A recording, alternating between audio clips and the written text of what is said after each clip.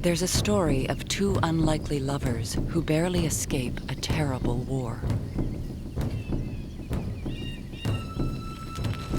It is 1755. The French and their Indian allies are burning out American settlers who have been pushing into disputed territory along the Canadian frontier.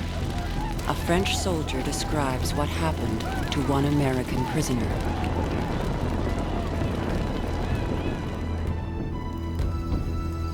The Indians had burned an entire settlement of 55 families. One of the 10 prisoners was a young girl named Rachel, born in Virginia of poor parents.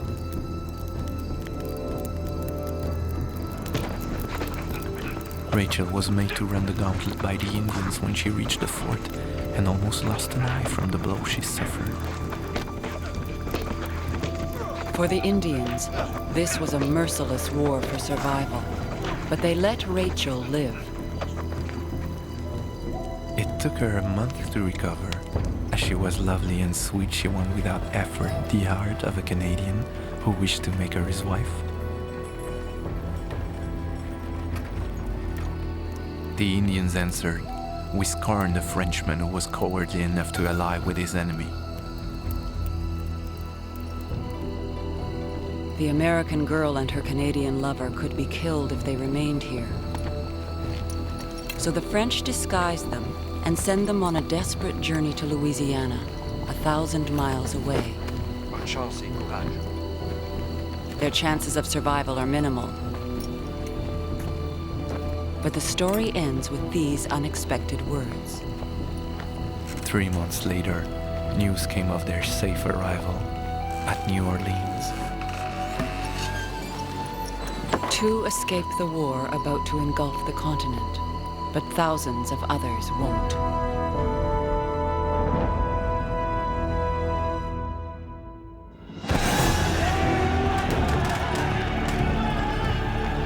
A war is coming that will change the world.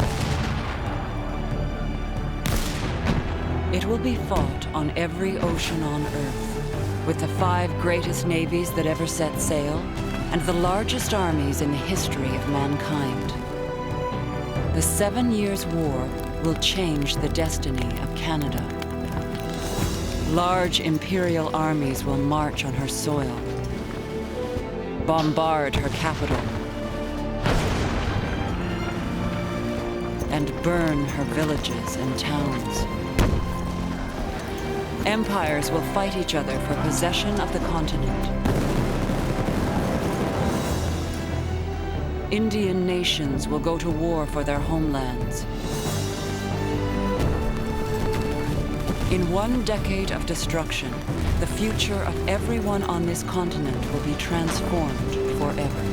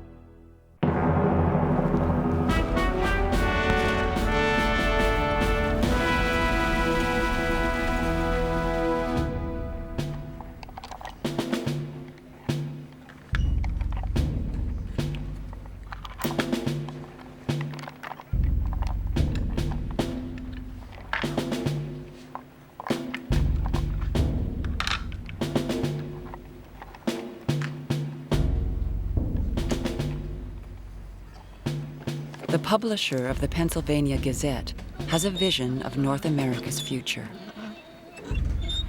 1 language, 1 religion, 1 nation, English and Protestant. There are 1 million people in the American colonies, and Benjamin Franklin is convinced they will grow to dominate the continent. The million doubling suppose, but once in 25 years will, in another century, be more than the people of England, and the greatest number of Englishmen will be on this side of the water. British America is a ribbon of 14 prosperous colonies stretching from Halifax to Savannah. Its cities are thriving, its population steadily growing. There is only one direction to expand, over the mountains into the Indian homelands and the land claimed by the French as Canada. Thousands of settlers are streaming into the richest part of the interior, the Ohio Valley. Anger is spreading among the Indian nations. We have great reason to believe you intend to drive us away and settle the country. Or else why do you come and fight in the land God has given us? Their fears are well-founded. Benjamin Franklin's press is fueling the urge for expansion into the Ohio Valley. Everyone wants part of it.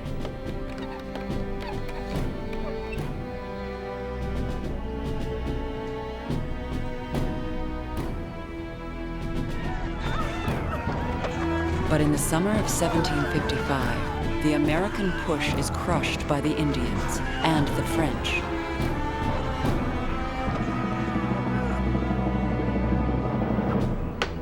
Benjamin Franklin sees no future for English America unless the French are eliminated.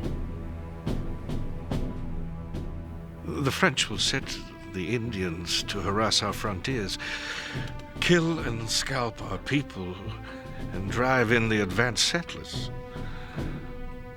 And so, preventing our obtaining more subsistence by cultivating new lands, they discourage our marriages and keep our people from increasing. Thus, if the expression may be allowed, killing thousands of our children before they are born.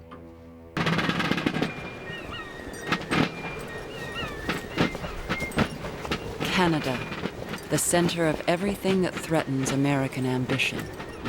Just 65,000 people, but they control the interior through a vast system of Indian alliances.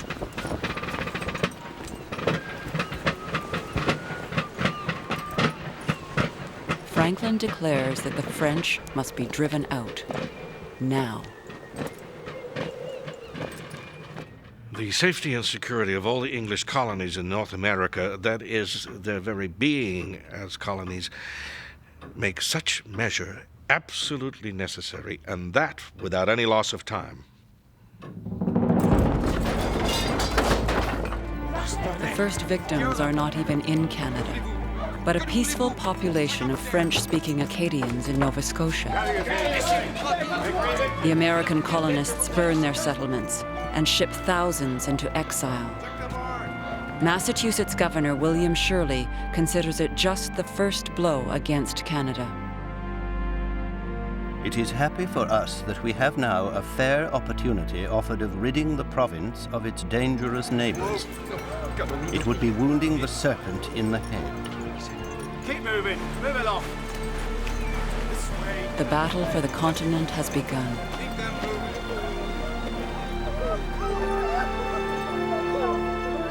Acadia is burning. The Ohio Valley is a killing ground. But a greater war is brewing across the ocean. A war that will consume empires. A war that will settle the fate of North America.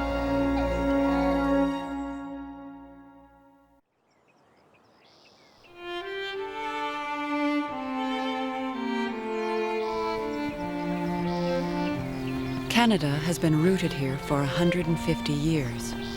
Many families are into their 5th generation.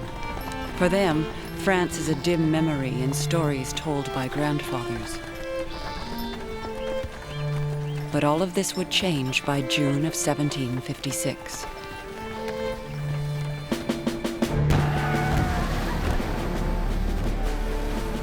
Europe erupts into war.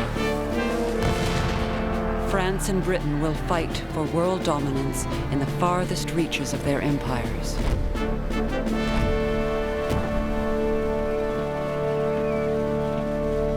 Quebec is now a wartime city. Its streets overflow with French soldiers, Acadian refugees, and native warriors. The Marquis de Vaudreuil is the first Canadian-born governor of the colony. He believes a Canadian should command the French forces here. War in this country is very different from the wars in Europe. The Canadians and Indians would not march with the same confidence under the order of a commander of the troops from France as they would under the officers of this colony. But France is not listening. Paris sends the Marquis de Montcalm to command in the North American War. He has a good military record, but little money. I believed I must accept an honorable commission, but it would also be a sensitive one, which secures my son's fortune. An important goal for a father, but it was a commission I never asked for, nor desired.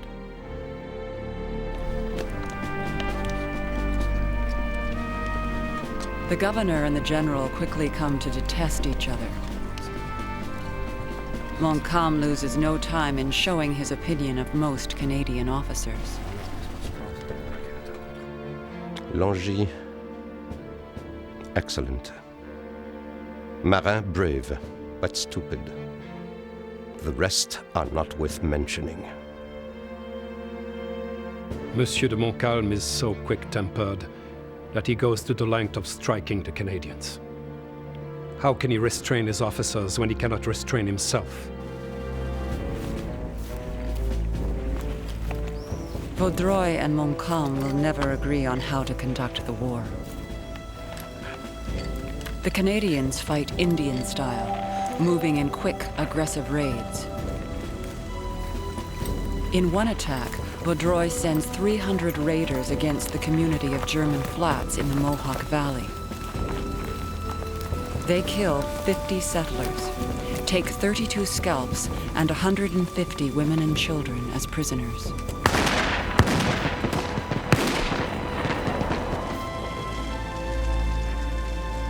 Vaudreuil's war is a war of attrition.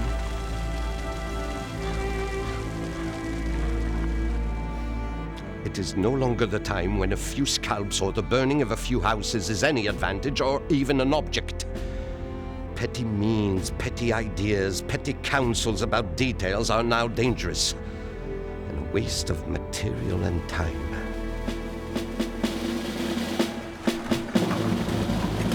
Instead, Montcalm brings European tactics into the wilderness, moving massive siege guns to attack the enemy's strongholds head-on. In 1 year, he has 2 stunning victories. He devastates the British at Fort Oswego. Then he moves south and captures Fort William Henry. In North America, the British are losing forts.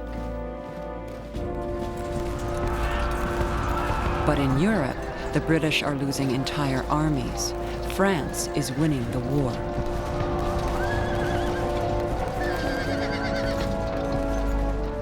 A powerful minister, William Pitt, advances a new idea. If Britain can't defeat the French in Europe, then beat them in their colonies. A daring twofold plan is conceived. Invade Canada by land from the American colonies. And by sea, send a massive armada against the fortress of Louisbourg. It will be the greatest naval invasion in North American history.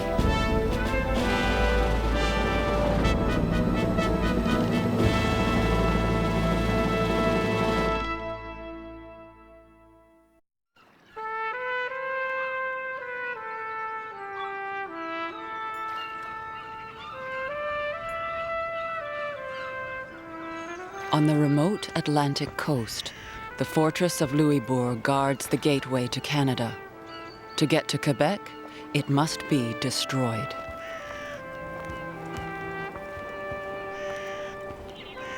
The invasion of Canada begins here at Louisbourg. The British fleet arrives on June 1st, 1758, 14,000 men strong. One of them, a 31-year-old brigadier obsessed with glory. Days before the war was declared, he wrote to his mother.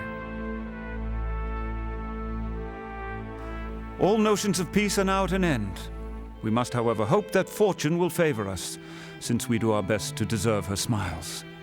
Your obedient and affectionate son, James Wolfe.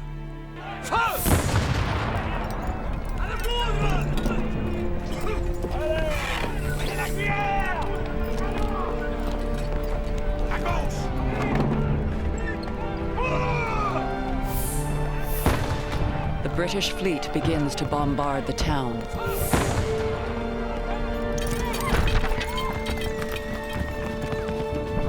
Louisbourg's governor is Augustin de Drucourt. He knows the situation is hopeless, but if he can hold out through the summer, it will be too late for the British to move on to Quebec this year. It is a costly strategy. It seems that their intention is not only to seriously breach the walls, but above all to kill the residents and to burn the town.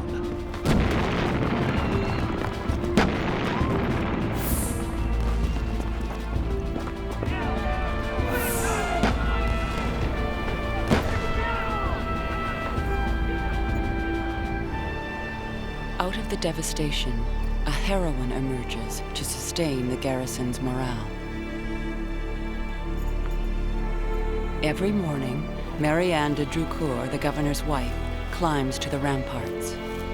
This lady has performed such exploits during the siege as must entitle her to rank among the most illustrious of her sex, for she fired 3 cannon every day in order to animate the gunners.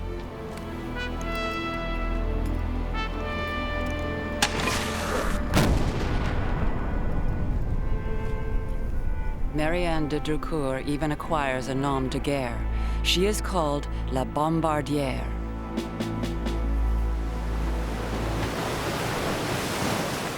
The British will have their own hero.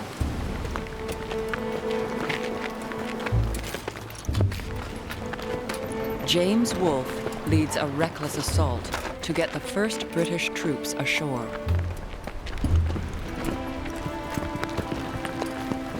Wolfe establishes a reputation for boldness and daring, but not for mercy. Governor Drucourt asks for help for Louisbourg's wounded. When the French are in a scrape, they are ready to cry out on behalf of the human species. When fortune favors them, none more bloody, more inhuman. Montcalm has changed the very nature of war and has forced us, in some measure, to a deterring and dreadful vengeance. After 2 months of bombardment, Drucourt surrenders. He has delayed the British assault on Quebec for now.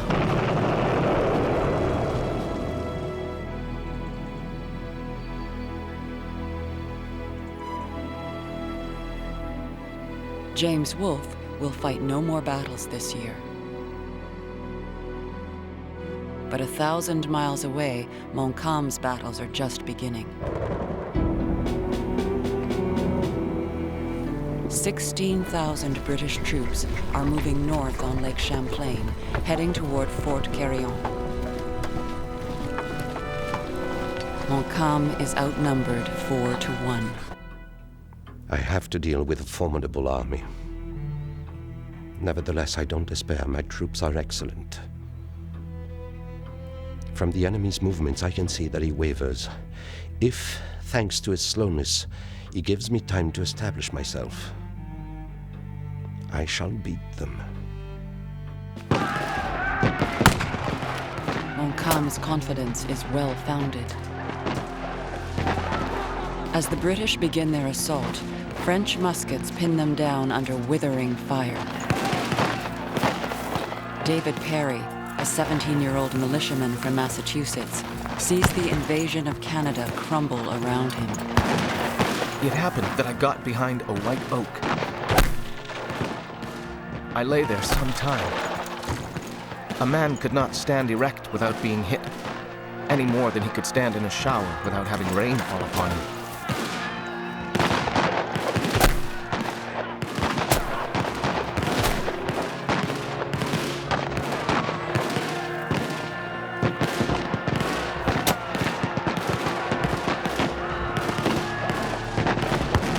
It is a stunning victory.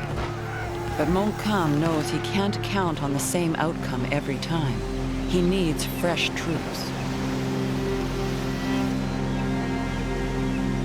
Montcalm sends an emissary to France to plead for 4,000 soldiers to save Canada.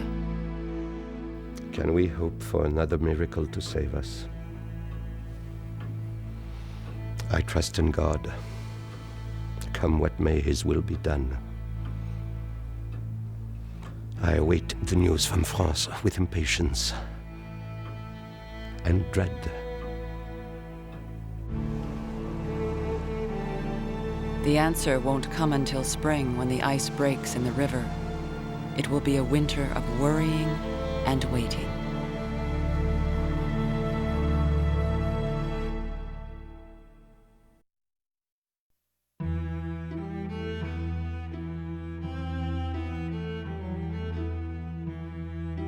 At Versailles, the affairs of powerful men are swayed by Madame de Pompadour. She is the king's mistress.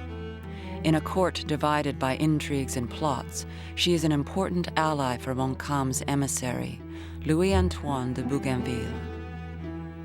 Madame de Pompadour showed me the greatest kindness.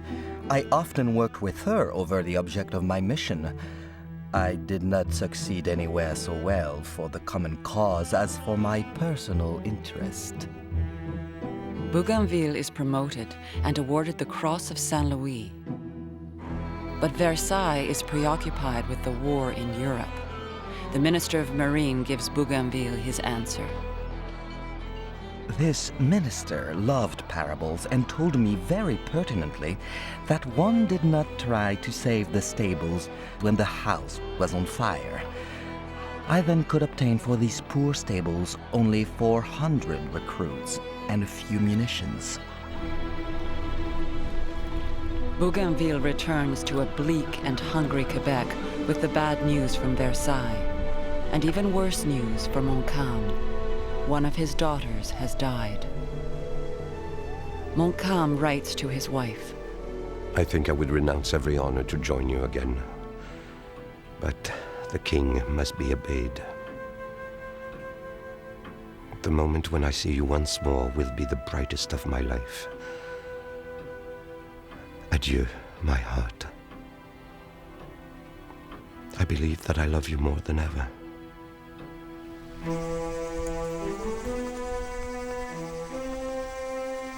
The time for private thoughts is over.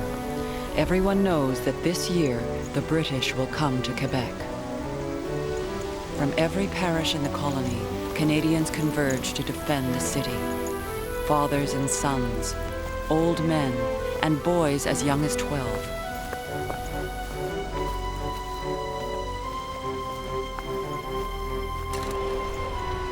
"106 extra cannon reinforce the walls. To the east of Quebec, where Montcalm believes an enemy landing is most likely, a vast network of trenches and redoubts is dug, stretching for 10 miles. 15,000 men are now encamped and waiting, but no one can conceive the immensity of what is heading toward them.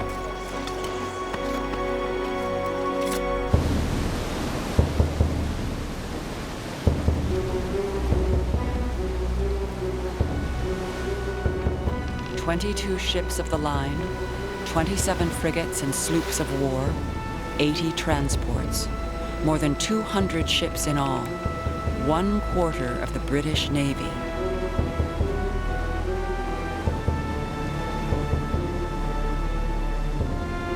This fleet stretches 100 miles along the St. Lawrence River.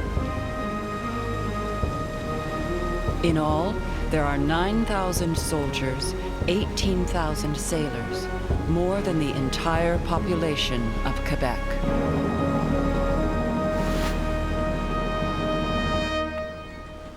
But the commander of this invasion force has more the air of an invalid than a warrior. Chronically seasick, suffering from rheumatism and tuberculosis. James Wolfe, now General James Wolfe, is a dying man. He seeks comfort from a favorite poem, and he marks one passage. The boast of heraldry, the pomp of power, and all that beauty, all that wealth e'er gave, awaits alike the inevitable hour. The paths of glory lead but to the grave.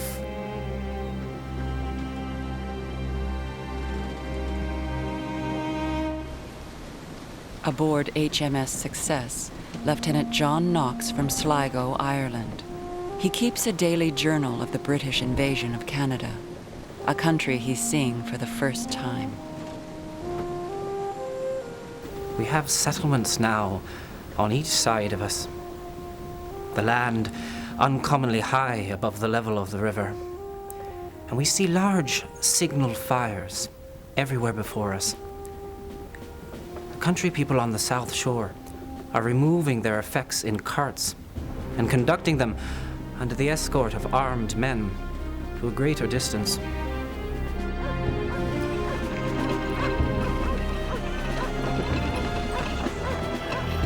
As the British fleet approaches Quebec, residents begin fleeing the city.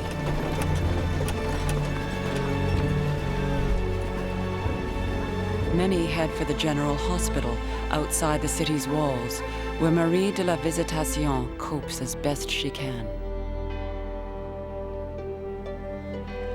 Since our house was beyond the range of the enemy artillery fire, the unfortunate people of the town did not hesitate to seek refuge here. All the outbuildings were full. The servants' quarters, the barn, the stable, even the attic was full. The British fleet anchors off the city on June 26th. But Quebec has a surprise in store.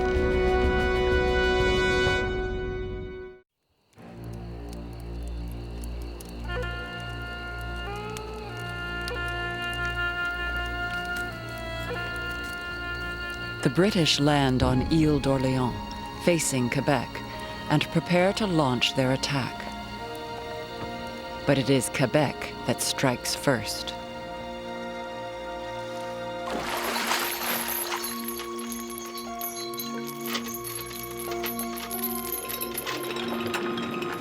"80 ships and rafts have been chained together and loaded with explosives.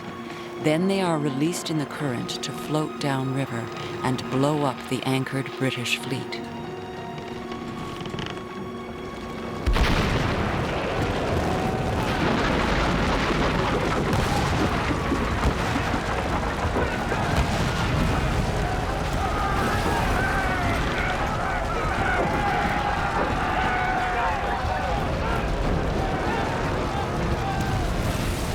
A mile-wide chain of floating volcanoes bears down on the invaders. It becomes the night John Knox will never forget. Nothing could be more formidable than these infernal engines were on their first appearance. They were certainly the grandest fireworks that could possibly be conceived. Awful, yet beautiful.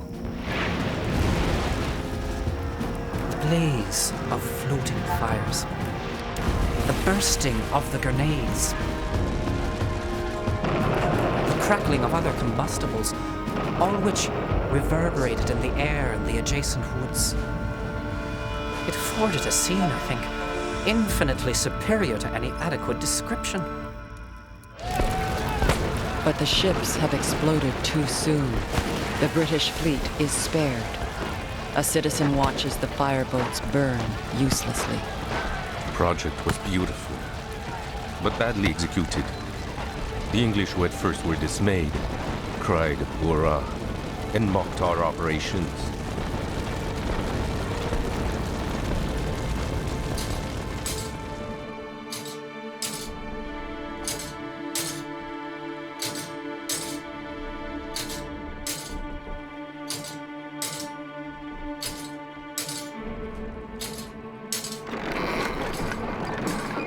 Across the river at Levis, the British have entrenched their cannons.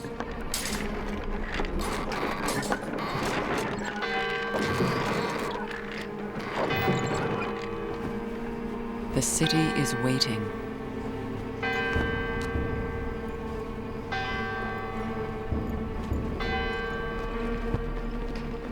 It is the night of Thursday, July 12th. Francois-Joseph de Vienne is watching from his warehouse. At precisely 9 o'clock in the evening, the enemy sent a rocket from the heights of the Pointe de Levis.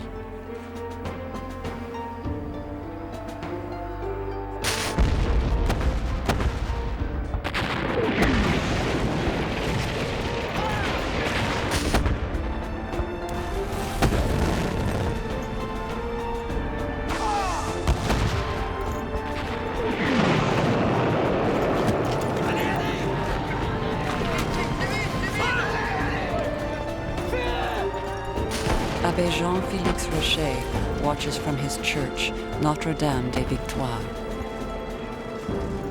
At noon, a bomb fell on the widow Morin's house, set it on fire, and burned it to the ground, as well as the houses of the widow Chainevert, of Monsieur Cardenat, of Monsieur Dacier, of Madame Boisevert.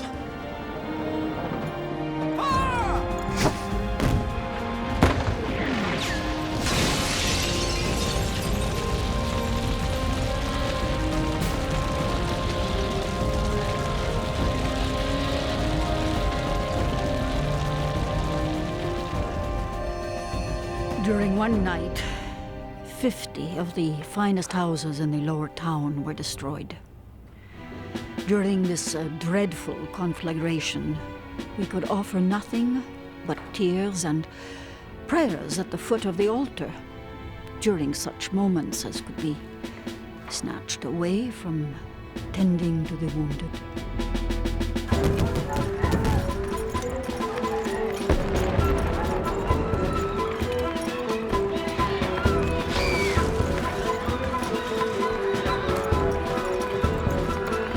Gunfire and bombardment terrorized the whole town.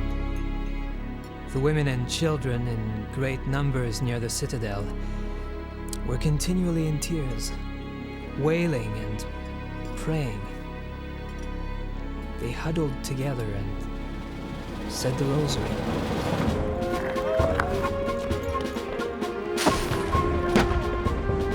The siege spreads terror and provokes rage.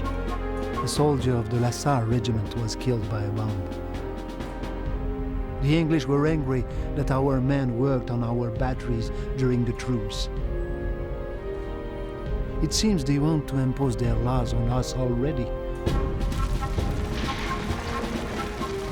The British are bombarding a nearly deserted city. But for the few civilians left, there's a greater danger than cannonballs. Famine threatened to reduce us to the last extremity. Upwards of 600 persons from our house and vicinity partaking of our small means of subsistence. The enemy, informed of our destitute condition, was satisfied with battering at our walls, hopeless of trying to vanquish us, except through starvation.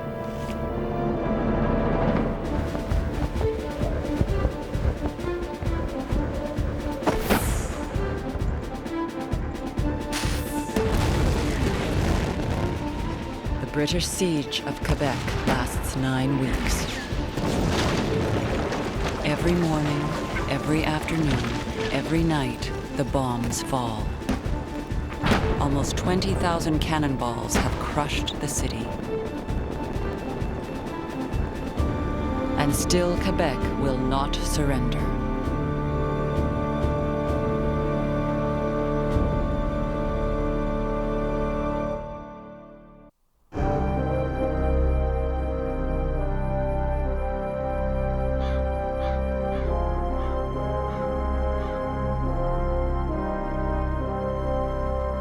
On Ile d'Orléans, the British camp is confused and divided.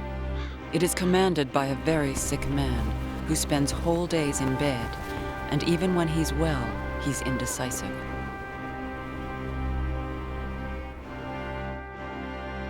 James Wolfe's relationship with his senior officers is poisonous. He ignores their advice, and they dismiss him as a mere career soldier from the middle class. One of his brigadiers is George Townsend, the son of a viscount. Townsend openly mocks his commander, drawing caricatures which he passes around the camp. To his wife, he writes a bitter letter. I never served so disagreeable campaign as this. Our unequal force has reduced our operations to a scene of skirmishing, cruelty, and devastation. General Wolfe's health is but very bad. His generalship, in my poor opinion, is not much better. The summer is half gone, and Wolfe can't decide where to attack. His senior officers believe Wolfe should outflank Quebec and land upriver. But suddenly, and without consulting his brigadiers, Wolfe orders a different invasion, not upriver, but here, at the Beauport shore, where Montcalm's army is securely entrenched.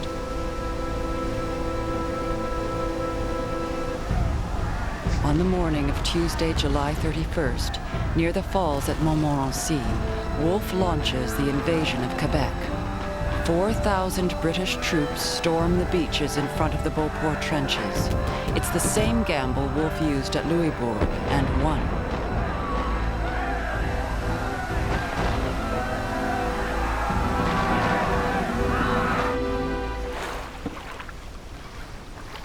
But the French troops and the Canadian militia are ready for them.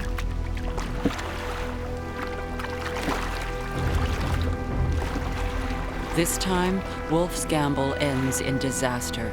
The French have crushed the great British invasion. Vaudreuil is jubilant. I have no more anxiety about Quebec. Monsieur Wolfe, I can assure you, will make no progress. His orders say that he will try us again in a few days. That's what we want. He'll find somebody to talk to.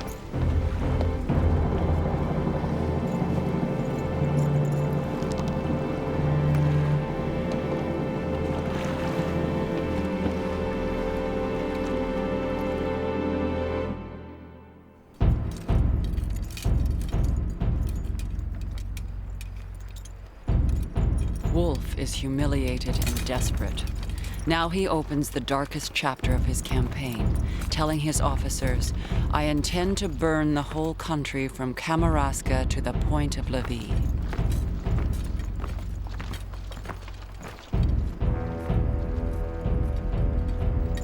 If he can't capture Canada, he will destroy its harvests, its granaries, its food for the winter. The British range along the St. Lawrence for 100 miles. They lay waste to deserted villages and farms.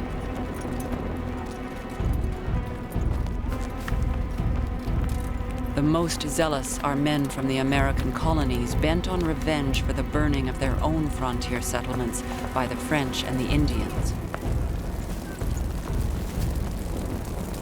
I've learned that on the South Shore, the English, as well as burning the parish of Saint-Antoine, have burned Saint-Nicolas and Sainte-Croix. On the Ile d'Orléans, the houses in the parish of Saint-François half the homes in Sainte-Famille, and as well those of Baie-Saint-Paul, and that they sent 600 men to the lower South Shore to burn the houses and wheat fields. Lieutenant Malcolm Fraser of the 78th Highlanders was marching to Sainte-Anne-de-Beaupré when his detachment was fired on by 200 Canadians and Indians. But he was more disturbed by what his own side did. There were several of the enemy killed or wounded, and a few prisoners taken, all of whom the barbarous Captain Montgomery, who commanded us, ordered to be butchered in a most inhuman and cruel manner. Wolfe is despondent. He knows that failure here means public disgrace in England. He writes a letter to his widowed mother, ending with a startling announcement. I approve entirely of my father's disposition of his affairs, though perhaps it may interfere a little matter with my plan of quitting the service, which I am determined to do the first opportunity. I mean, so as not to be absolutely distressed in circumstances, nor burdensome to you, or to anybody else. Time has run out. With summer at an end, the Royal Navy must pull out all its ships in 2 weeks. Wolfe writes to the British cabinet. I found myself so ill, and am still so weak, that I begged the general officers to consult together for the public utility. They are all of opinion to draw the enemy from their present situation and bring them to an action. I have acquiesced in their proposal, and we are preparing to put it into execution. The generals decide that 5,000 men will invade 30 miles upriver, but at the last moment, rain delays the attack. While the invaders wait in their ships, Wolfe wanders off by himself, back toward Quebec, always examining the North Shore. No one can quite believe what he comes up with. Wolfe will gamble one more time.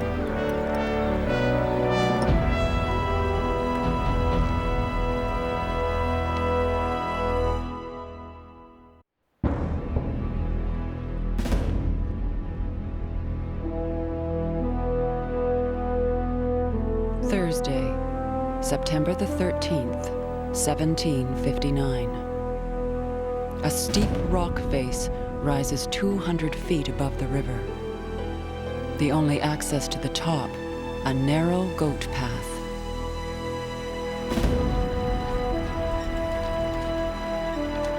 James Wolfe has ordered all the landing craft to drift down the river, and the troops to scale this forbidding face to a field he has never walked.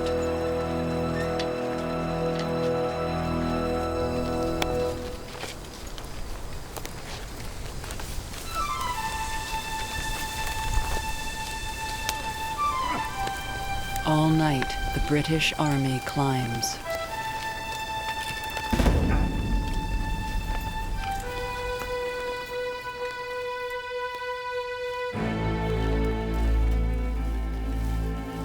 "5 o'clock in the morning, on the plains of Abraham.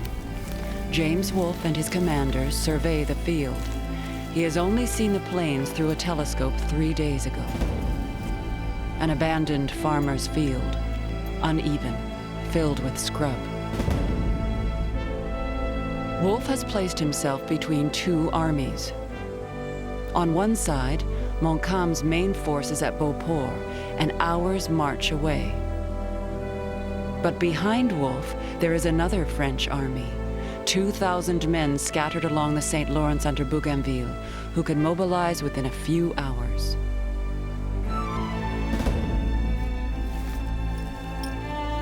Wolfe is gambling Montcalm will take the bait. If Wolfe can't tempt Montcalm into a quick battle here this morning, his position is militarily desperate.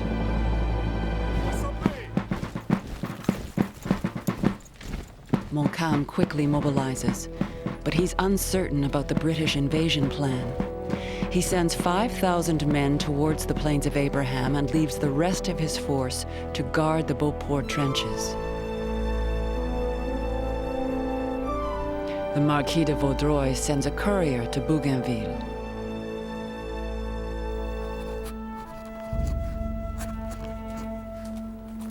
A 6:45, September 13th. To Monsieur de Bougainville. It seems quite certain that the enemy has attempted a landing. Monsieur le Marquis de Montcalm has just left. As soon as I am sure of what is happening, I will notify you. Postscriptum. The enemy forces seem considerable.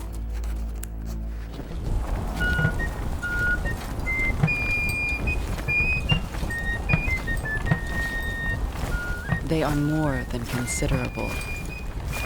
By 8 in the morning, 4,000 men are assembling on the Plains of Abraham.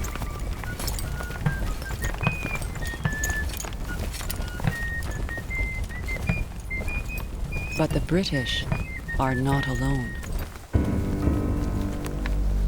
In the woods and cornfields around the plains, 400 Canadian militia and Indian snipers have rushed from Quebec to pin the enemy down while Montcalm's troops mobilize. They are the first to engage the invader.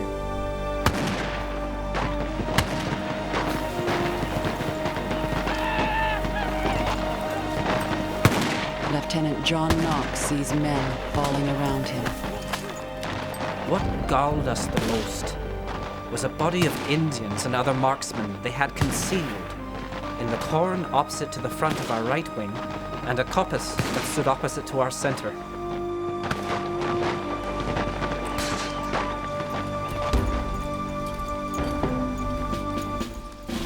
At 8:30, Montcalm's army is approaching the Plains of Abraham.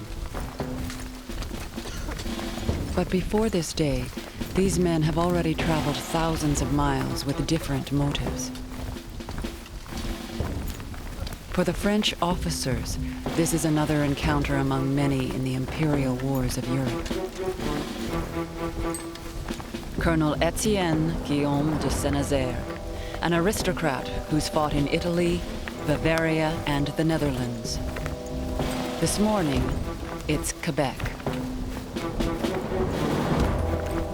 Captain Jean-Baptiste Duprat, a commoner who rose through the ranks, fought in Italy, Bavaria, and the Rhine.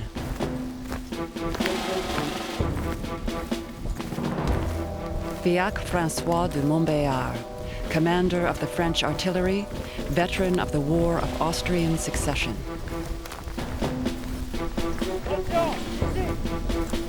The soldiers they're leading are also thousands of miles from home, but they're here because they have little choice.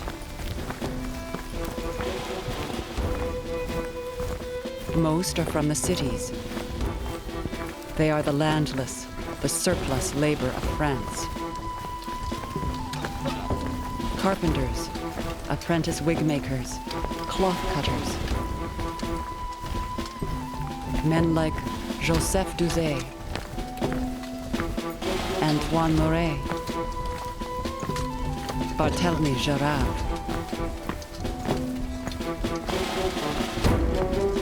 Most had never even heard of Quebec before they were shipped here.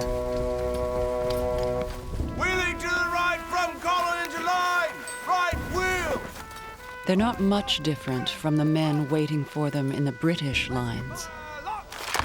The 35th Regiment is recruited largely from Ireland. Many are farmers displaced from their land. Michael Clinton, John Darby, Abel Skittle. Irishmen who have spent most of their time enforcing the British occupation of their own country.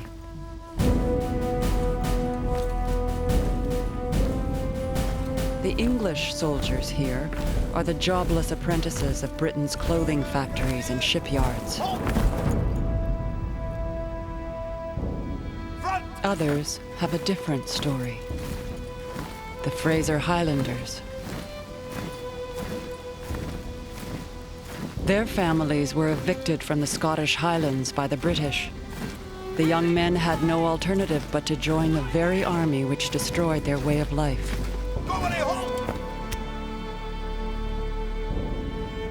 James Thompson, John Fraser, Alexander Fraser. These men have nothing left to lose.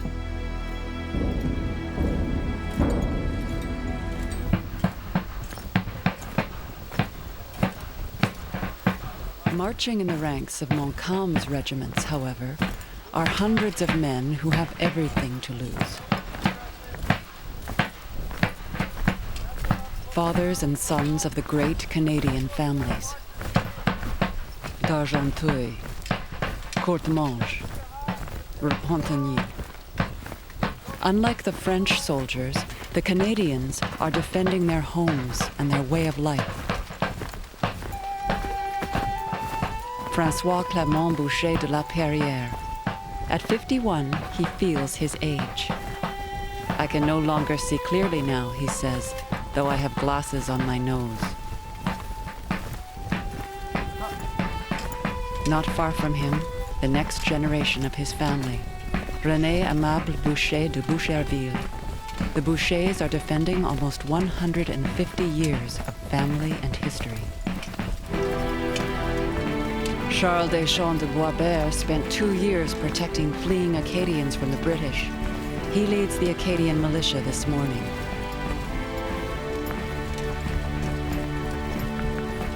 Under him, Joseph Trahan, 18, an Acadian who escaped the deportation. This morning, he's a refugee and a soldier at arms.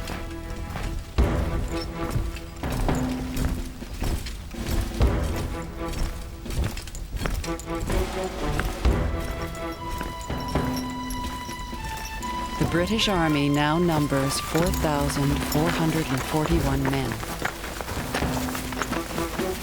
To increase their firepower, Wolfe has ordered them to load 2 lead balls in their muskets instead of 1. To stretch his army out over the widest possible distance, Wolfe orders his men to form in 2 long, thin lines rather than the usual 3.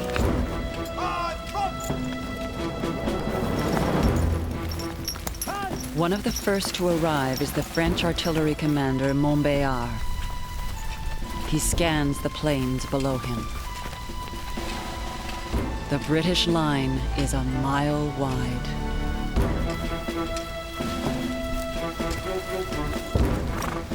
When Montcalm arrives, he's still uncertain. The British position seems so reckless. But he doesn't know if this is their full invasion force or if they will attempt a second landing at Beauport. He can attack, or he can wait for Bougainville to arrive with reinforcements. The fate of Quebec and of Canada rests with Montcalm's next decision.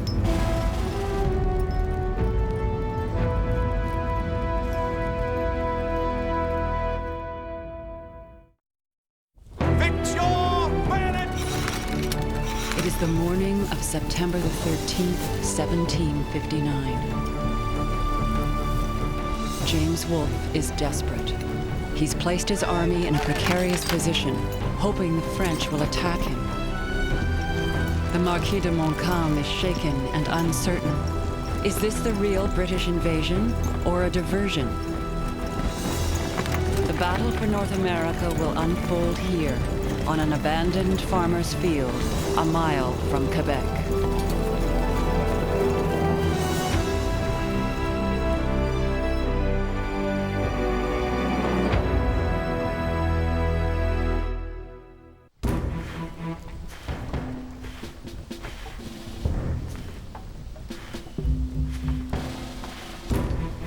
It is 9:30. The real battle has not yet begun.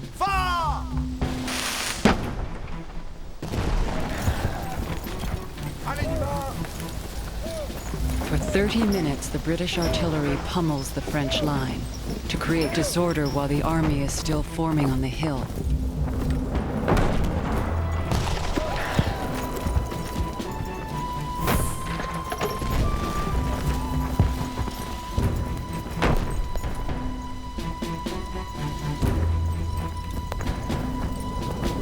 Montcalm decides he will not wait for Bougainville's reinforcements. He will strike at the British this morning. He rides to his artillery commander, Montbéliard. I spoke for a moment with Monsieur le Marquis de Montcalm, who told me we will not be able to avoid the battle.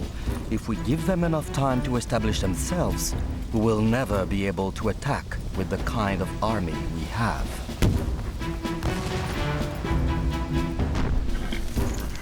Montcalm orders a general advance. At approximately 10 o'clock, the Battle of the Plains of Abraham begins.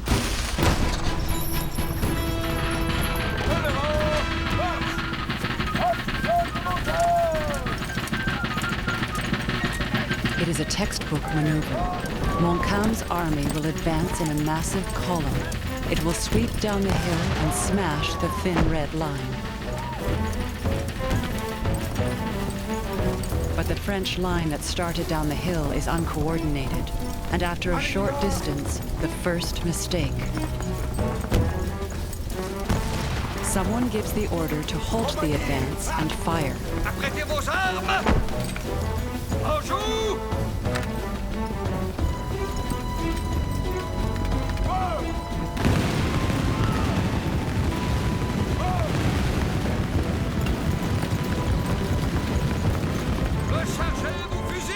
The ragged volley is pointless. The British are far out of range. The French resume the advance, their lines more confused and disordered with every step. Wolfe's soldiers wait.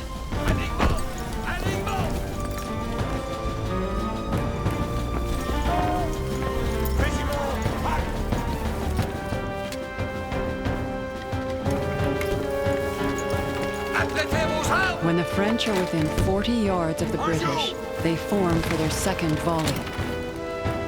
This time they can see the faces of the men in the British line.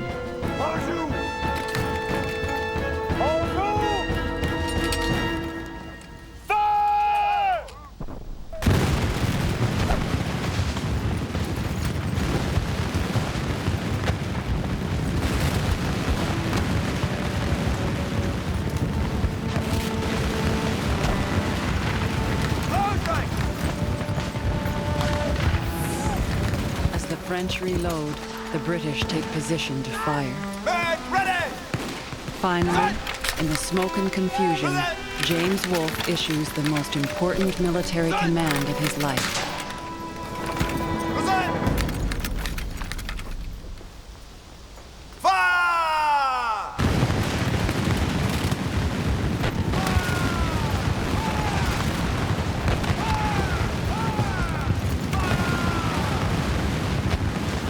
The British volley is devastating. A mile-wide burst of concentrated fire.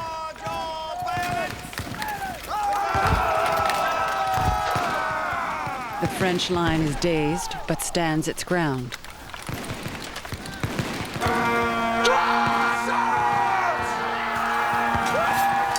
Then the Highlanders unleash an advance with broadswords that can slice a man in half. Joseph Trahan of the Acadian militia is right in front of them. I can remember the Scotch Highlanders flying wildly after us, with streaming plaids, bonnets, and large swords, like so many infuriated demons.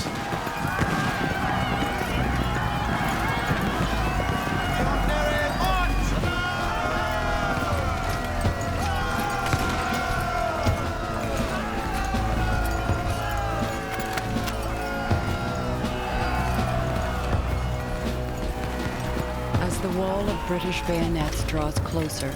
Confusion finally crumbles the French line.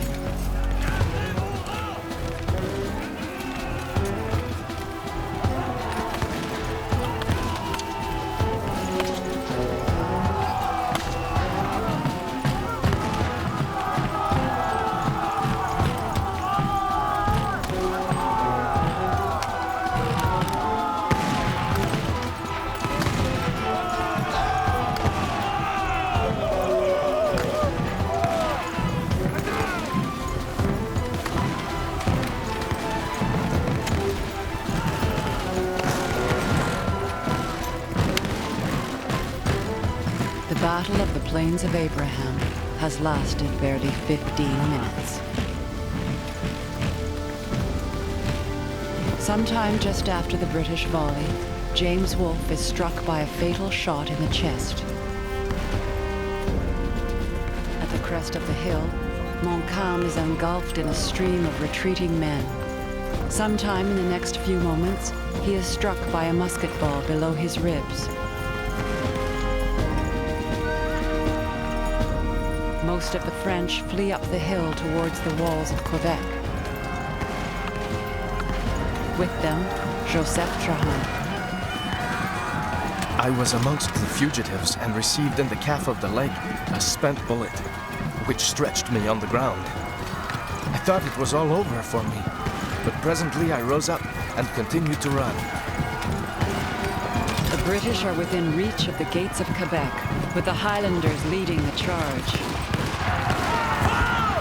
Until they are stunned by a barrage of fire from the surrounding woods and fields.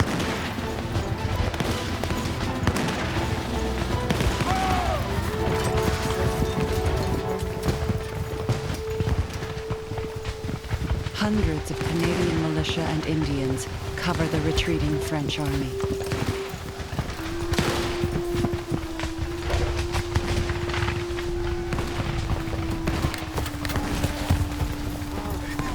The first wounded are brought to the General Hospital and to Marie de la Visitation.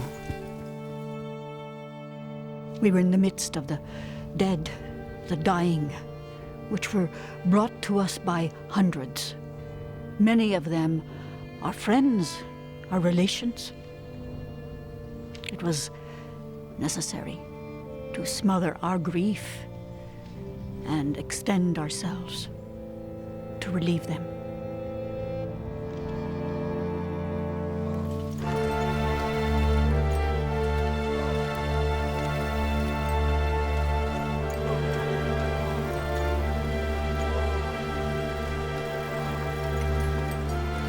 Even though the French vastly outnumber the British, Vaudreuil has decided they will not fight again the next day. He orders the soldiers to abandon Quebec and Beauport. Some of the citizens stone them and shout, "Cowards!"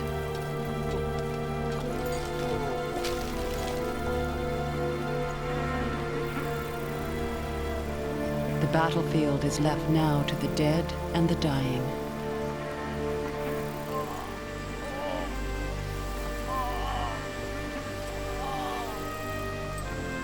Colonel Etienne Guillaume de Saint-Nazaire, mortally wounded, will die the next day.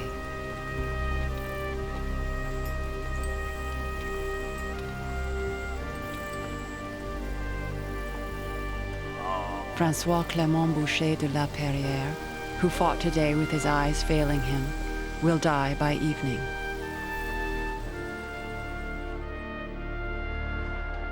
James Wolfe lived only a few minutes, long enough to hear that he had defeated the French.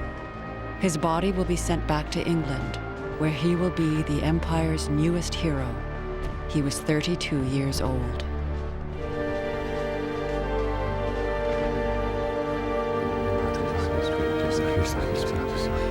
Louis-Joseph, the Marquis de Montcalm, will survive for one more day. His body is put in a makeshift box because there are no coffins left, and buried in a hole made by a British cannonball. He was 47 years old.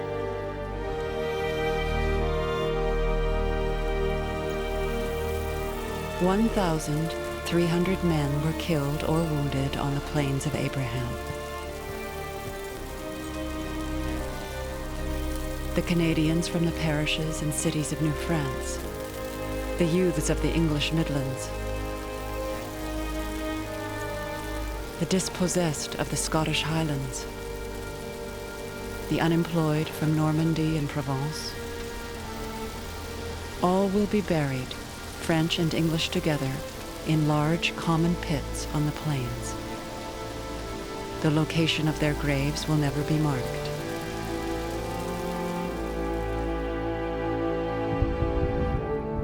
"10 days after the battle, the French artillery commander Montbéliard makes an entry in his journal. 20 times I have picked up my pen, and 20 times sorrow has made it fall from my hands. How can I bring to mind such overwhelming events? We were saved, and now we are lost.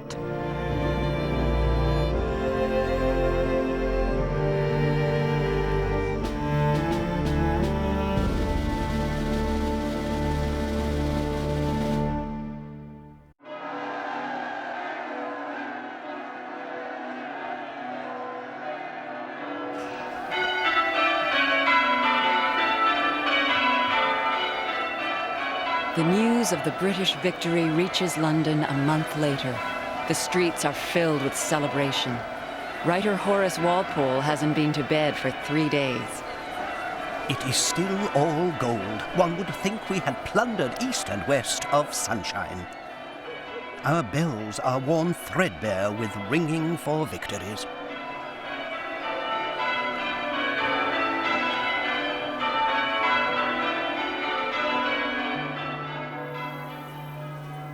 In Versailles, Madame de Pompadour sees the fall of Quebec as one less problem for Louis XV.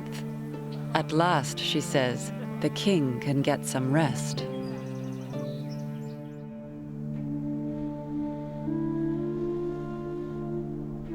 The British fleet leaves the fortress of Quebec and the British garrison to its sobering conquest and the November winds.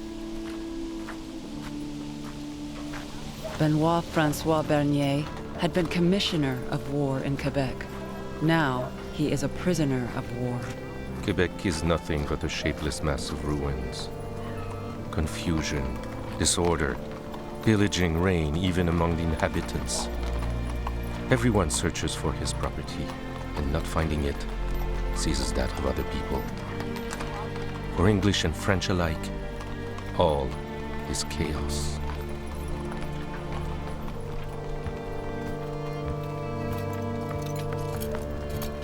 The Bishop of Quebec sees his people burning little fires of survival in shattered streets. The inhabitants of the town are without wood for the winter, without bread, without flour, without meat. They survive only on a few biscuits and on the salt pork which the English soldiers sell them from their rations.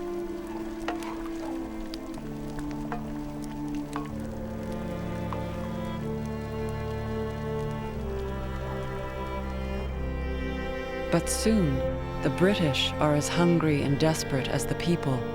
The conquerors and the conquered are hostage to each other. General James Murray, the military governor of Quebec, has to cope with growing civil disorder. Executed an inhabitant, heretofore a drummer with the French service, for having incited one of our soldiers to desert. At the same moment, a soldier of the 48th tried and convicted this day of robbing a French inhabitant. The instant it was reported, the sentence was put into execution.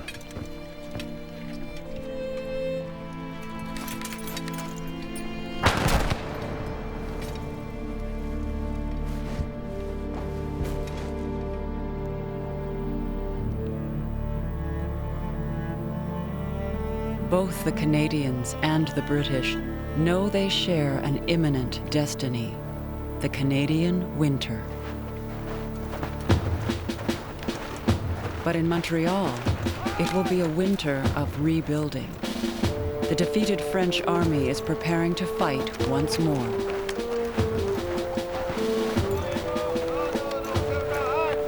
Jean-Baptiste Duprat, veteran of the Plains of Abraham, is making the Canadian militia a central part of the renewed army.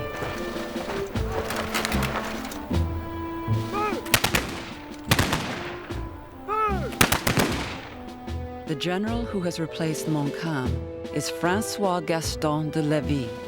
He is determined to retake Quebec and pleads for reinforcements from France.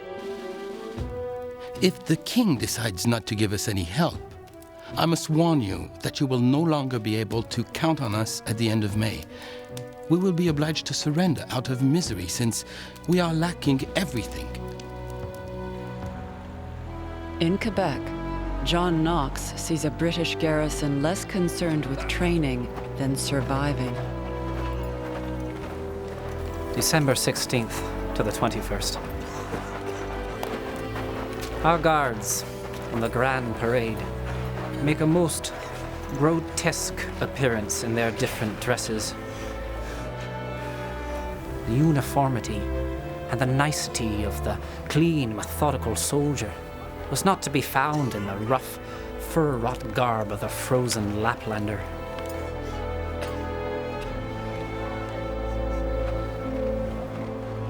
And the garrison has another enemy. Malcolm Fraser of the Highlanders keeps a grim chronicle. The scurvy, occasioned by salt provisions and cold, has begun to make fierce havoc in the garrison, and it becomes every day more general. Numbers of sick and dead since September 18, 1759. Sick, 2,312. Dead, 682.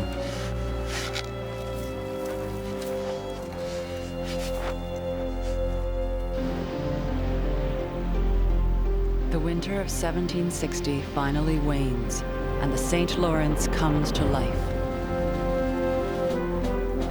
General Lévis is convinced France will save Canada, and he wants to be in Quebec when the French Navy sails up the river.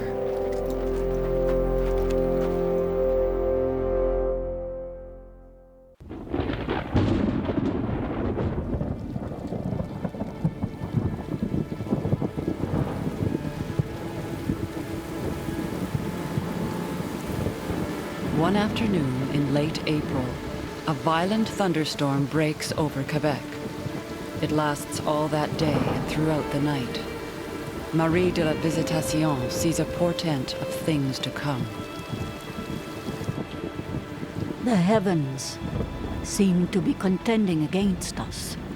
The thunder, the lightning, very rare during this season, seem to be a forerunner of the shock to which our troops would be exposed. 4,000 of Lévis' soldiers are approaching Quebec, determined to retake the city.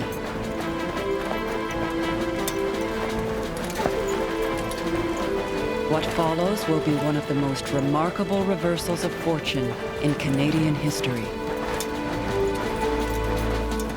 On the 28th of April, 1760, about 8 o'clock in the morning, the whole garrison was drawn up on the parade. About 9 o'clock, we marched out of town with 20 pieces of artillery. Marched to the very spot where Montcalm had stood on the Plains of Abraham.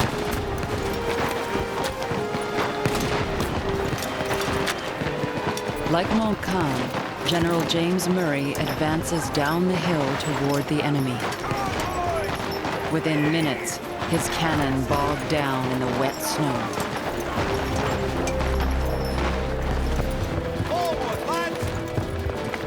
For 2 hours, there is brutal, intense, and often hand-to-hand fighting on the plains. A nearby windmill changes hands 5 times.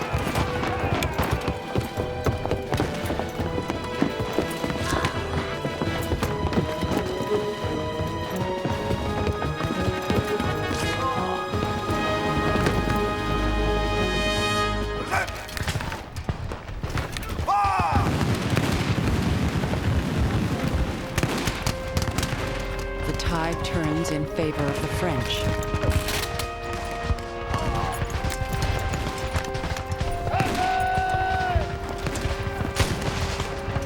But Jean-Baptiste Duprat, the man who helped transform the Canadian militia, will never know of his army's success.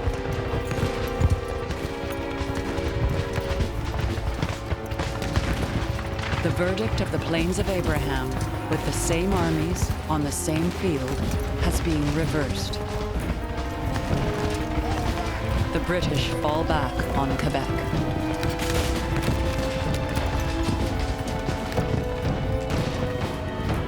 The intrepidity and the valor of the Canadians and of the French drove the enemy from their strong position.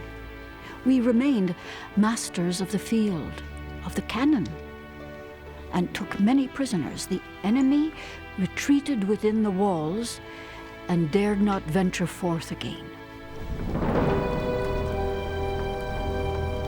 For Canadians, there is new hope that Canada can be regained.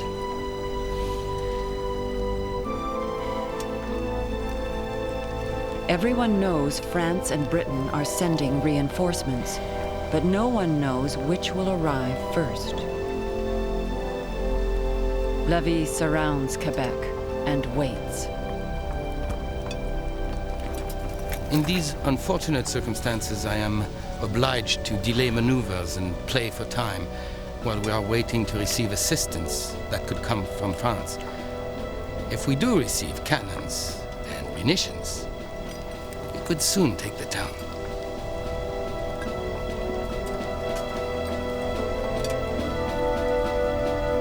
"11 days later, a ship of war appears. It flies no flag. Finally, HMS Lowestoft reveals her colors.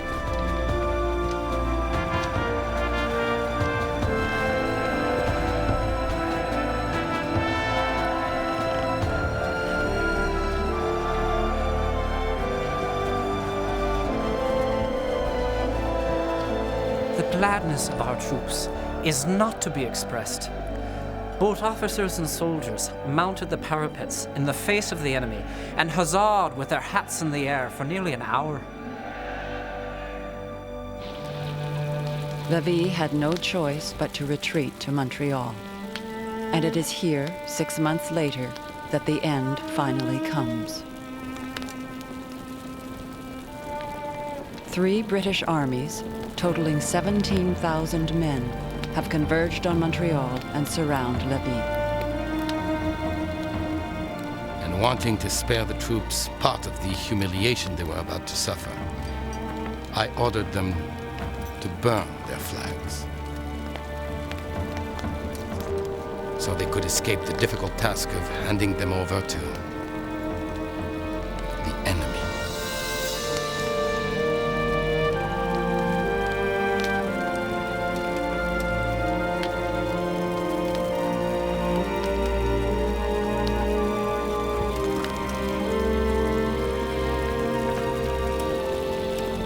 As the symbols of Canada's past burn, Governor Vaudreuil negotiates Canada's future.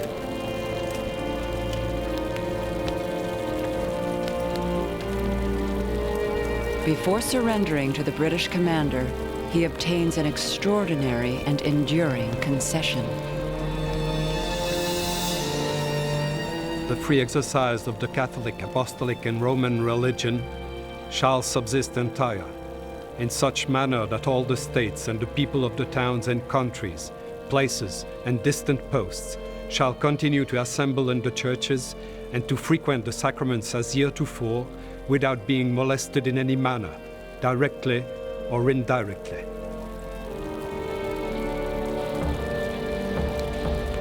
The unthinkable has happened. An English Protestant king receives 65,000 French Catholic subjects.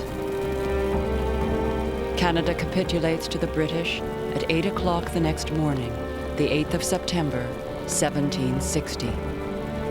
With one scratch of a pen, half the continent changes hands.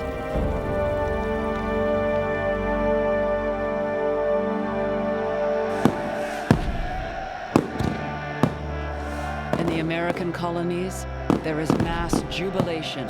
For Benjamin Franklin, the future is clear and bright. No one can rejoice more sincerely than I do on the reduction of Canada. If we keep Canada, all the country from the St. Lawrence to the Mississippi will, in another century, be filled with British people. Benjamin Franklin thinks the battle for the continent is won, but remarkable events will prove him wrong.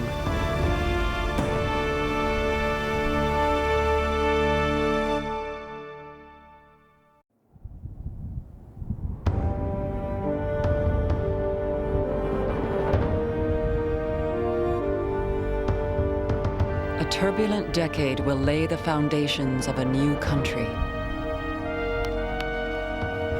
Men hungry for power will poison the peace, only to be confronted by an extraordinary alliance. In the interior, the Indian nations will rise against the conquerors. The British have won, but the peace will be harder than the war.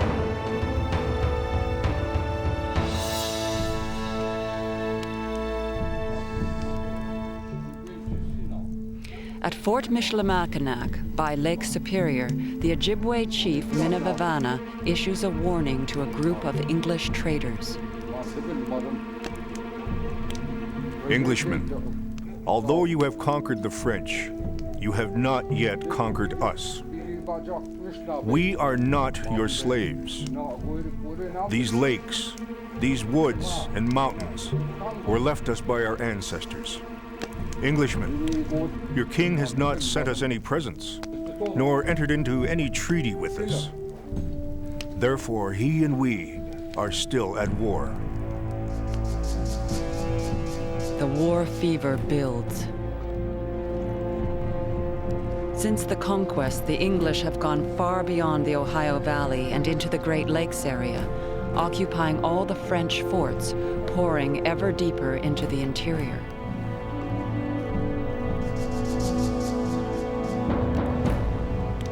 Pontiac is a war chief of the Ottawa Nation.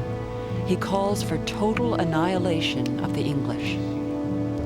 It is important for us, my brothers, that we exterminate from our lands this nation which seeks only to destroy us.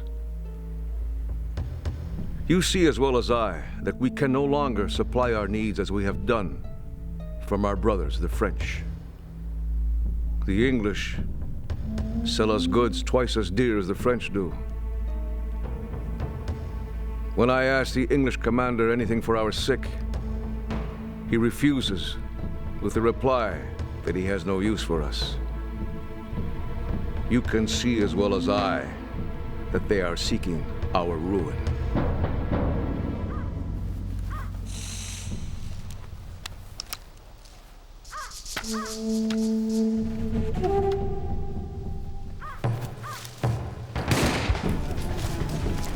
All the British frontier forts are surrounded. Michilimackinac, Ouiatenon, Pitt, St. Joseph, Edward Augustus, Niagara, and the biggest of all, Detroit.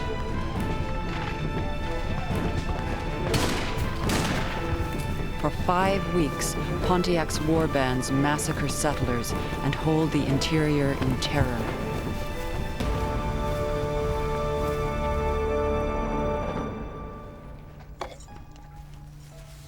But the British conceive their own cruelty. A British officer writes to his commander with a plan. I will try to inoculate the Indians by means of blankets that may fall into their hands, taking care, however, not to get the disease myself. It is a pity to oppose good men against them.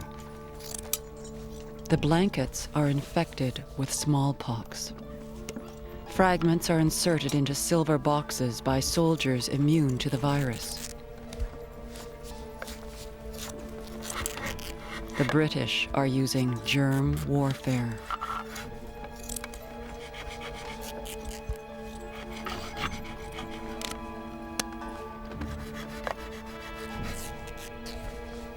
The boxes are given to a delegation of Ottawa Indians at Fort Pitt. They are told they contain medicine, which should not be opened till they return home.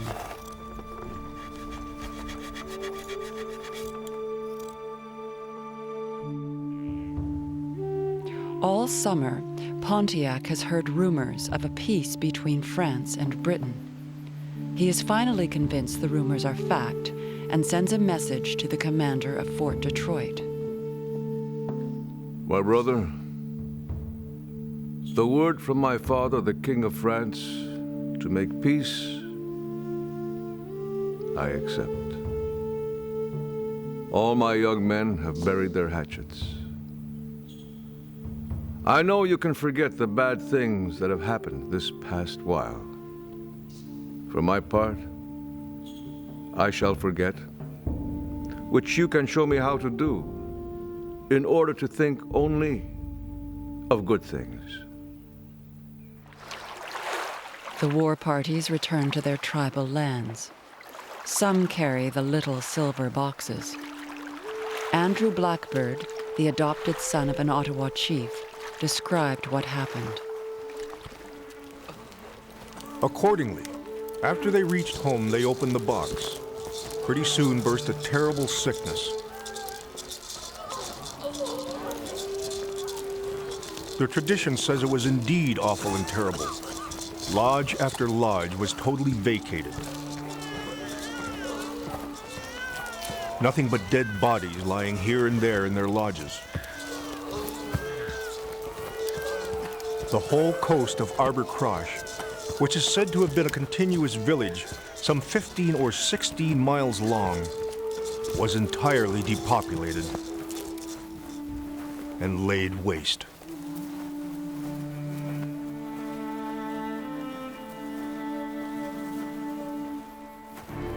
The British commander wrote later that by sending germs instead of British soldiers, he had saved the lives of better men.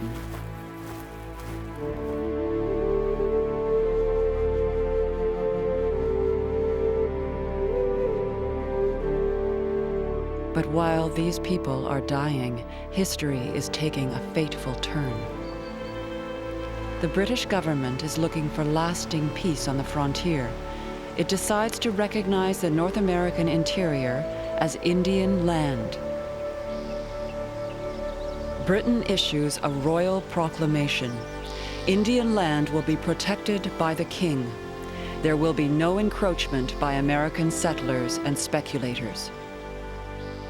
We do hereby strictly forbid, on pain of our displeasure, all our loving subjects from making any purchases or settlements whatever, or taking any possession of any of the lands above reserved without our especial leave and license.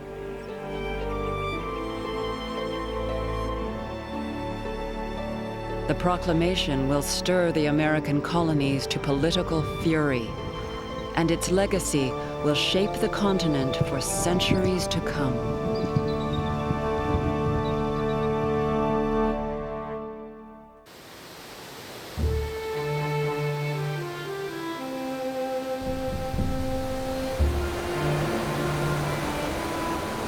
The 7 Years' War doesn't end until 3 years after the conquest of Canada. In the peace negotiations, entire lands are bartered. One of the dilemmas: who will take Canada? Or rather, is Canada worth taking?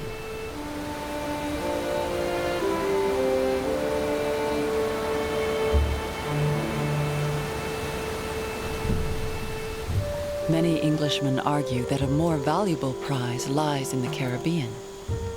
The tiny island of Guadeloupe, captured from the French, produces sugar worth twice as much as all of Canada's furs. Finally, the choice is made by France's delegate at the peace talks, the Duc de Choiseul. The king cedes and guarantees to the King of England, without restriction, Canada as it was possessed, or deemed to be possessed, by France. France prefers to get Guadeloupe back, leaving Canada to Britain. But there is one Canadian asset France does want: the right to fish in the Gulf of St. Lawrence, along with 2 tiny islands off the Newfoundland coast. The only part of Canada France wants is the fish.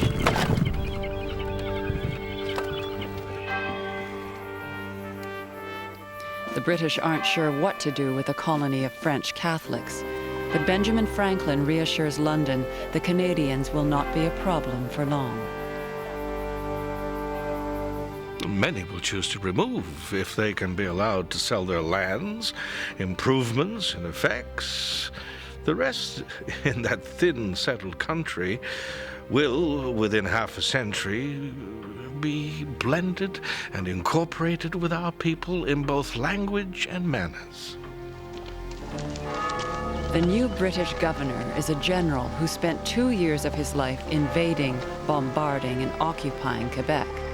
But James Murray's biggest challenge will be governing the peace, and he will find an improbable ally.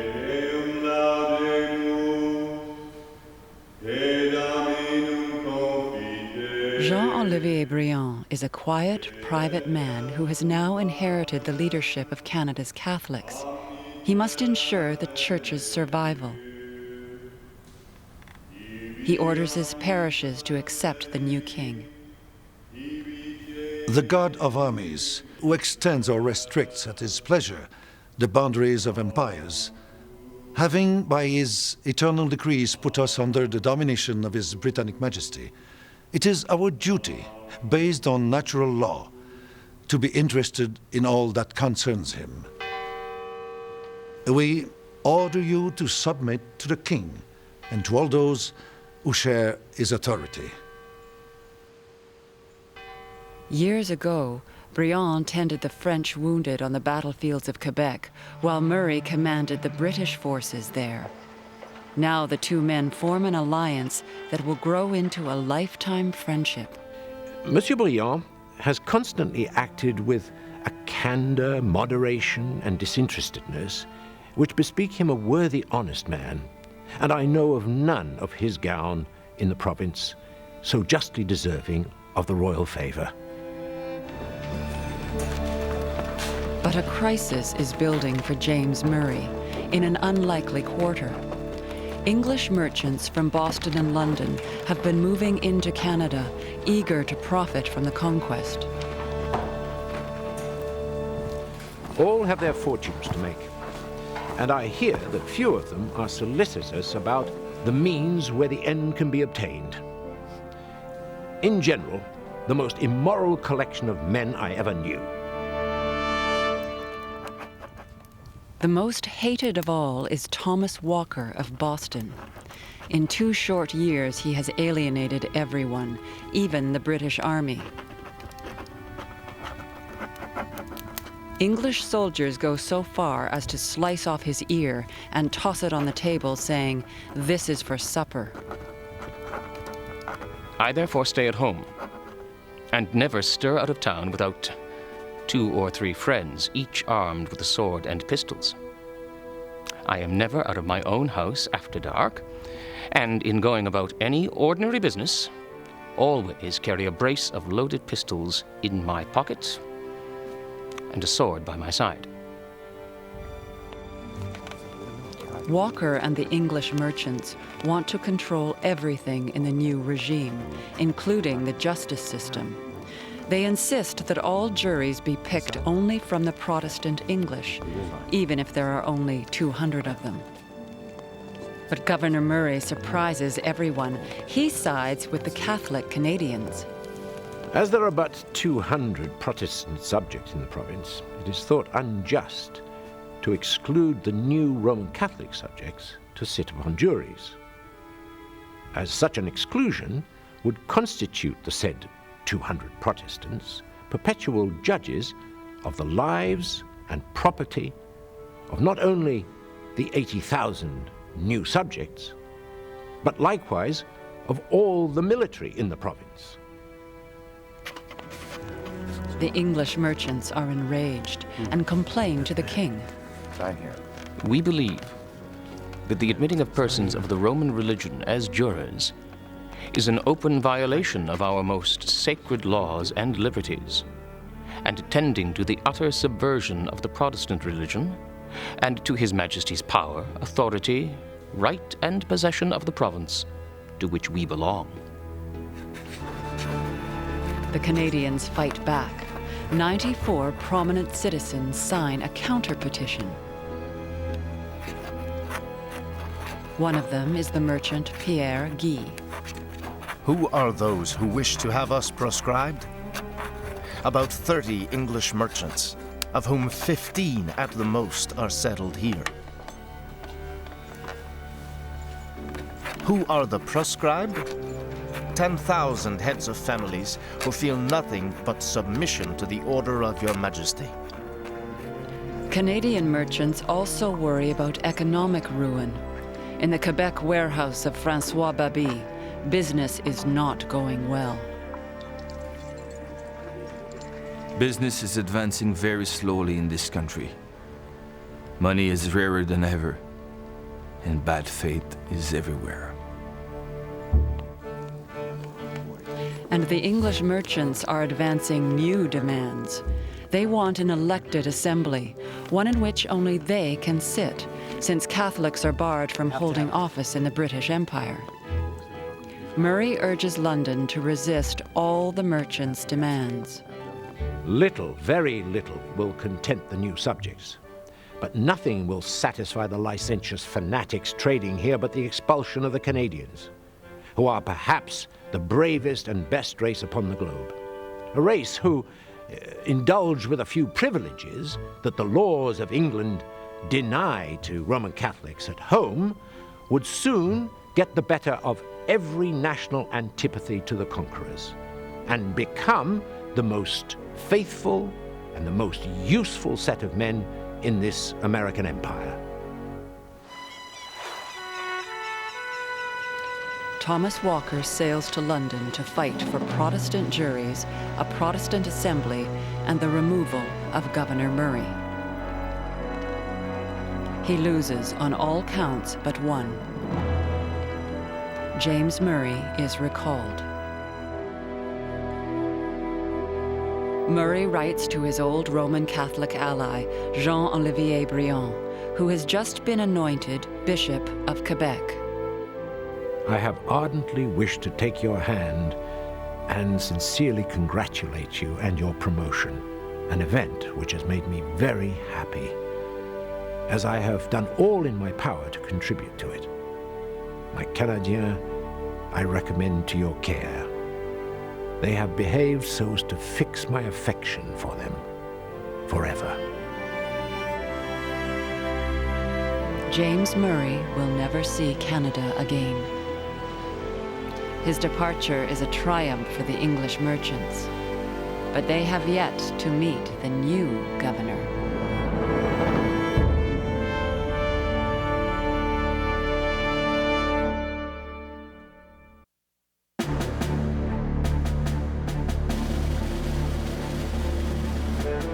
General Sir Guy Carleton is 42.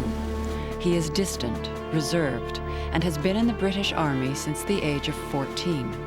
And he's been here before. He was wounded at the Plains of Abraham 7 years ago. The English merchants believe this governor will favor their cause, but Carleton has a surprise for them.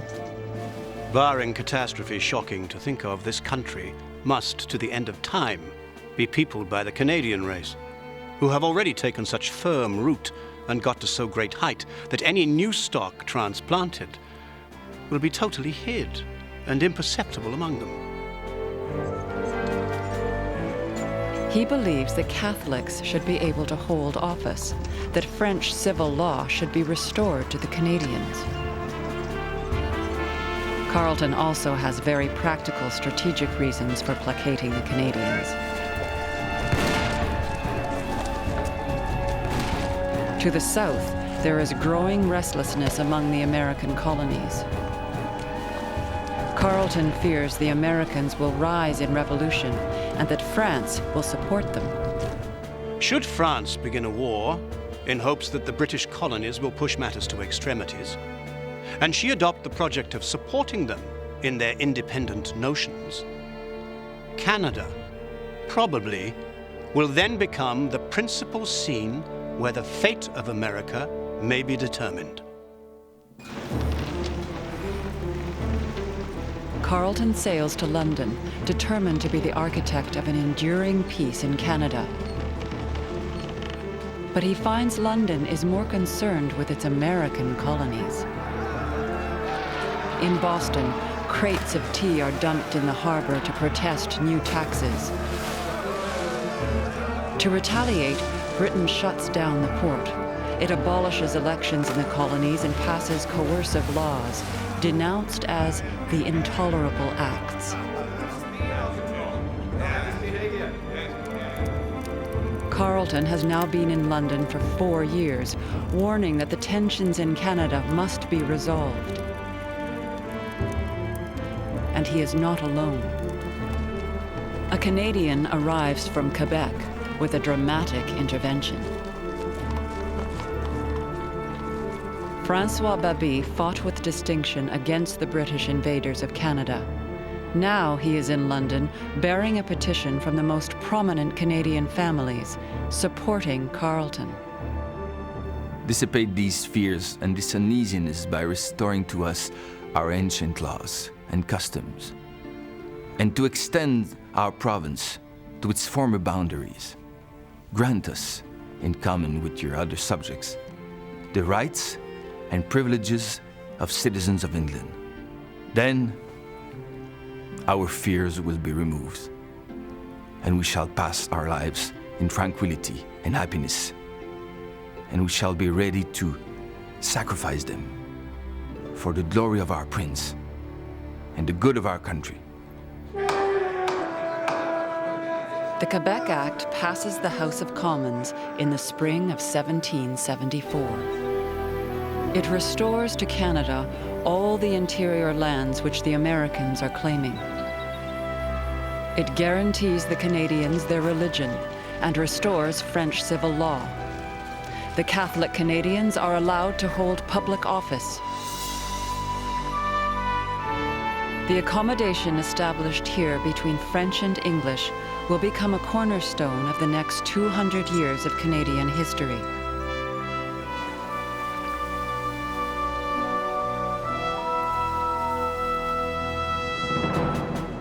But in the American colonies, history will record this differently. The Quebec Act is the final, intolerable act. The dream of an English-American empire embracing the entire continent is blocked. The New York Journal expresses the outrage. The finger of God points out a mighty empire to our sons. The savages of the wilderness were never expelled to make room in this, the best part of the continent, for idolaters and slaves. It appears to be the greatest stake that was ever played for. No less whether Americans in their endless generations might enjoy the common rights of all mankind or be worse than Eastern slaves. The trial must now come to issue as open war is declared by the Boston Port Act and, above all, the Quebec Bill.